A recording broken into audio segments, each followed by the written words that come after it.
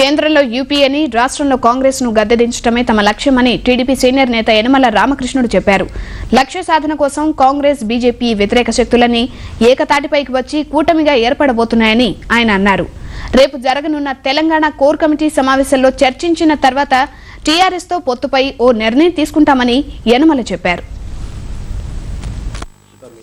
కేంద్రంలో యూపీఏని ఓడించాలి, రాష్ట్రంలో కాంగ్రెస్ పార్టీని ఓడించాలనేటువంటిదే తెలుగుదేశం పార్టీ యొక్క ప్రధానమైనటువంటి ధ్యేయం. అంచేత ఇప్పుడు anti Congress, anti UPA, anti NDA పార్టీలన్నీ కూడా